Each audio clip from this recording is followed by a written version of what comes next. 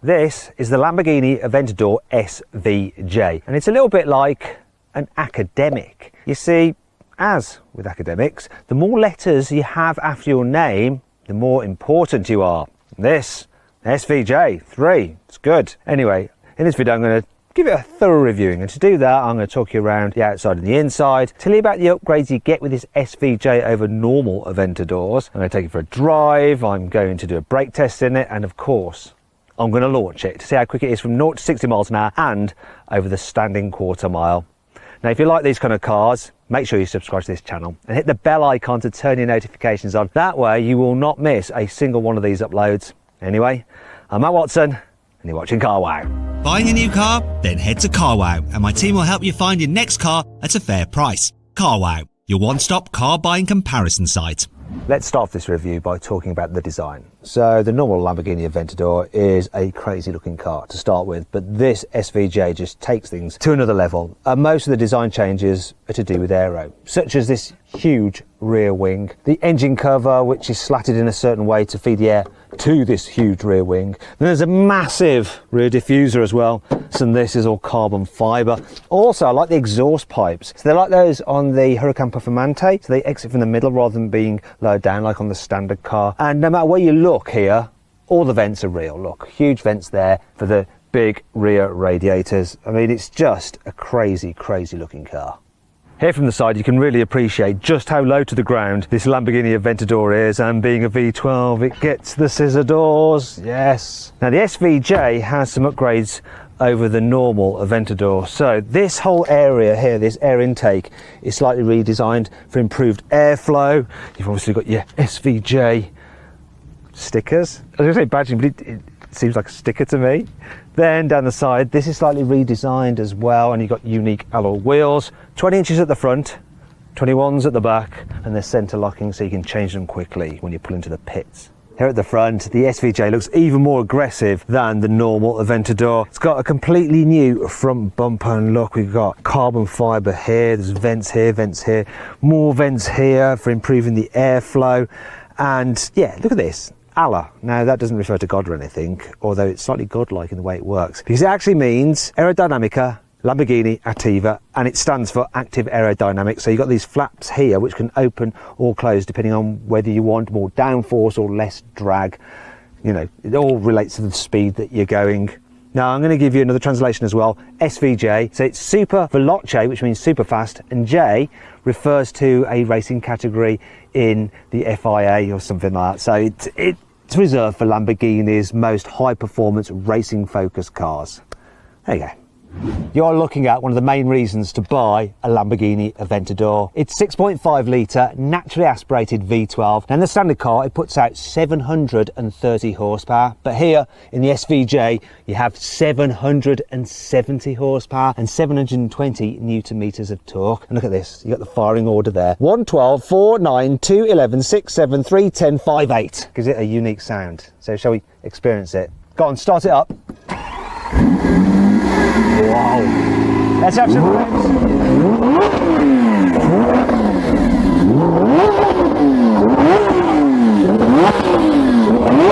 Right, stop, that's enough. You can cut it, otherwise no one will hear me. Now this engine is mated to a 7-speed single clutch robotised manual gearbox, but it does have launch control, so let's use it. Now I'm going to launch this car to see how quick it is a little later on in this video. Before then though, there's some other things we need to look at. It's a good thing that a car with this much performance has some serious brakes on it. So the SVJ gets carbon ceramics as standard. You've got 400mm discs at the front, gripped by 6 piston calipers, 380mm at the back, gripped by 4 piston calipers. It's also got special Pirelli P0 Corsa tyres, and the tyres at the back, the cross section, 355mm. Now, how will that affect the braking performance? Actually, before we do that, I've got a question for you. Why is it that tyre manufacturers do the cross section in millimetres, 355, but they actually do the diameter in inches? It's odd. Why is that? Anyway, let's do that brake test. Right, going to do a brake test from 70 miles an hour. Full emergency stop. Let's do it. Here we go. How long will it take to stop? Let's find out now. Oh God, my neck hurts. Okay, look, it stopped from 70 in 42 metres. That's very, very good. And it really felt like that as well, because I think I got whiplash. It's a risk doing this job, you see. You know, it's very, very dangerous. Ooh. The SVJ has a few suspension changes over the standard Aventador. So the anti-roll bars are 50% stiffer. Also, the active dampers, which let you choose between a softer and a harder setting, have been recalibrated for a more sporty drive. Don't know what that accent was all about. This car has variable ratio steering, which is designed to make it feel responsive without being twitchy at high speeds. You also get rear wheel steering, so the rear wheels will turn in the same direction as the fronts when you're going quicker to help the car turn into a corner, whereas when you're going slowly, they turn in the opposite direction, a bit like a forklift truck, to help make it a bit more manoeuvrable. And the rear wheel steering on the SVJ is tweaked to work with the active aero to make it even more dynamic. This car has a limited slip differential on the rear axle for better corner exiting traction. Also, the four-wheel drive system has been tweaked slightly for this SVJ, so you now have 3% more torque going to the back wheels. Bet you can really feel that. Let's find out. Let's take it for a drive. Let's experience this Aventador SVJ. Oh my God. Obviously, that engine dominates the whole experience. I remember driving just the standard Aventador and it felt more cumbersome and leaden-footed than this thing.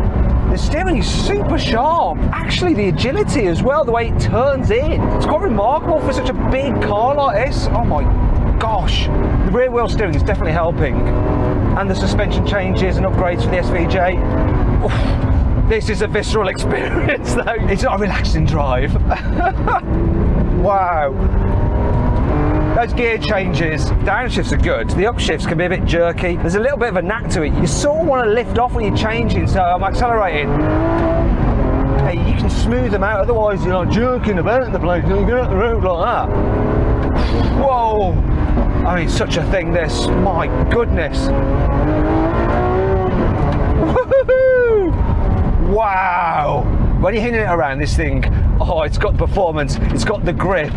It's surprisingly agile and it does move around a bit underneath you. It feels a lot less inert than a normal Aventador. It's sort of playful, yet you still got that brilliant traction from the four-wheel drive system. Loads of grip from those huge tyres, and all the time you're being serenaded by that beautiful, beautiful engine. Sometimes though, when you're not hooning it, you're just going to want to cruise around. So I'm going to put it into Strada, which I believe is Italian for street. If it's wrong, tell me in the comments. Okay, so it's going to do its own thing now. It's still an event. You do pick up the bumps in the road, but they're not terrible.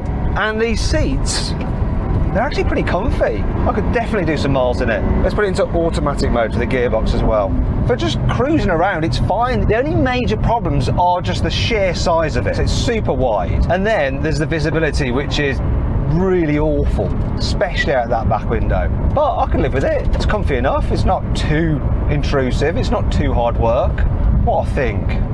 This Lamborghini feels like a proper supercar here on the inside. You've got this massive expansive dash, loads of texture to it. It's all very angled, a huge center console separating you from your passenger. You're sitting on the floor almost. And look at this little red cover for the start button. It's like the cover you'd have on the missile launcher on a fighter jet. I mean, you really do feel like you're in a cockpit right here. It's a lovely steering wheel. It's got quite a sense of occasion to it, this car. I love the huge gear shifter pedals as well, your aluminium pedals. I like the way you open the door, so you press this button here and it just lowers the window slightly, and then you pull that one and push the door up. And there's this handy handle for shutting it as well. Now this SVJ gets loads of extra carbon fibre about the place. There's Alcantara everywhere, white stitching, white piping, more Alcantara on the roof lining and more white piping and some leather here as well. Best bit, SVJ seats, like you've got SVJ logo on them there. They're carbon fibre backed and they are really comfy. You've got Alcantara on the steering wheel as well and the dead ahead marker on it. It's a really nice place to sit, it really is. But it's not that practical. There is no glove box. There are no door bins. I suppose when you open the door, things will drop out. Anyway, there are no cup holders. There's no excuse for that. I mean, where are you supposed to put your coffee? The only storage area I've found is this little net behind here. That's it. Oh, and there's a place here for your mobile phone. Let you put your mobile phone in there. Look, they're my big mobile phone. Look, this one won't fit. Maybe it'll fit if I open it like that. There we go, yeah, that might fit now. Do you fit? Go on, fit. Fit. It fits, yeah, but still. That's a lot. And that brings me on to 5 annoying things about this car. The only luggage space you have on this car is this front boot, and its capacity is 140 litres, which is less than half of that of a Volkswagen Polo. And I'll illustrate just how small it is, because being an Italian car, you'd think you'd be able to fit a human body in here if you needed to, but can you? Let's find out. Will this shut? Will this shut? Can you fit a human body in here? No, you won't fit. Well, the graphics on the digital driver's display aren't the sharpest, they're actually all right. However, those on the central infotainment system are really washed out and blocky. I mean, check out satellite navigation. It's so slow to respond, look at this. That's because this system, I'm sure it's from the previous generation Audi A6, because obviously Audi owned Lamborghini, and this car was first launched in 2011, the original Aventador, and they don't seem to have updated the main infotainment system. With a car like this, you're going to want to be able to show people the engine because it's a masterpiece. However, getting at it is a bit of a palaver. You need 2 keys and 2 people. Look, and you've got to get the keys the right way round, otherwise they won't work in the opposite lock. So put the key in there, open this hatch. See, it's finding it difficult. Are you all right? I'm struggling. Are you under pressure? There we go. There we go. It's all right. Press this button. Go on. That's it. And try not to break it. There. Then you lift this up. Now you've got it released. And carefully does it. There you go. That's right. And you need to find somewhere soft to put it. So yeah, you guys leave it on the grass. And now we can look at the engine. Finally. Actually, guys, can you put it back on? I want to just do that take again. I'm only joking. You always end up getting stones collecting in these side skirts. Got a few here already, and that's just from a few miles of driving. Also, you get leaves and twigs and road grime gathering in this radiator duct here. And then to get it, you have to remove this whole panel to be able to clean it all out. The angle of the windscreen means that you get the dash reflecting in it quite badly, and it's really quite noticeable if the sun is strong. In fact, it can be so bad you can barely see out, which isn't great in a car this quick. It's not all negative though. Here's 5 good things about this car. This car is almost 5 meters long. Yeah, thanks to that rear wheel steering, it's got the turning circle of a Volkswagen Golf. This plaque here shows that this car is one of 900, and because the SVJ is a limited run car, it should hold its value well, which is handy when the starting price is £360,000. Now if you're thinking about buying or selling your car and you want to make sure you get a fair price for it, click on the pop-out banner up there to go to Carwow. Alternatively, just simply Google "Help Me Carwow" and my team and I will help you choose the right car for you and get it for a fair price from one of our trusted dealers. Or we'll help you, silly car, get a fair price from one of our trusted dealers. This car uses airflow to help it steer, a bit like a plane. You see the air goes in there and spreads along the wing and can exit through these vents underneath, but the car can shut off either side of the wing so the air can't escape, and that helps it turn into corners. It's all very clever. The use of various bits of carbon fibre and carbon ceramic brakes help reduce the weight of the normal Aventador by 50 kilos, so this thing weighs in at 1,525 kilograms. The titanium exhaust has reduced back pressure, and when you combine that with a lightweight flywheel, you get an engine that can rev quicker than in the normal Aventador. And in case you're wondering, this car's top speed is over 219 miles an hour. This big bad Lambo is supposed to do 0 to 60 in 2.8 seconds, but what will it do? I'm going to use my specialist timing gear here to measure it. I know these launch in such a brutal way. Oh, I feel so bad for the mechanics on the car because it just drops its clutch, and yeah, let's see what happens. Let's do it.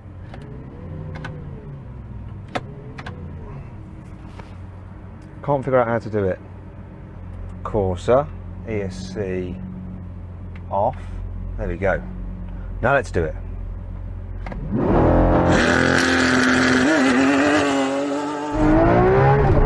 Whoa, the gear changes. Hard. 3.07. What's the quarter mile? 10.8. It was a bit of a stuttery launch. Oh, but it's so bad for the car. That single clutch dropped the wheels spin a bit, and depending on your traction levels, that's your 2/10 right there. Do I think it can do 2.8? Yes, it can if you get a slightly better launch, but I'm not doing it again because I just have too much mechanical sympathy. Now, electric cars, the way they launch and push you back in your seat is incredible, but there's something about this, the way all that energy just goes to the drivetrain, the way you get those jolts when it changes gear, the noise, that of the engine. Oh, it's just so much, and your senses struggle to just take it all in, that it all just becomes a bit of a blur. Now, if you want to see another car actually launch quicker than this, put a link to it there. Click in the top right hand corner of the screen there on the pop-out banner. You can see what the car is and what the time is.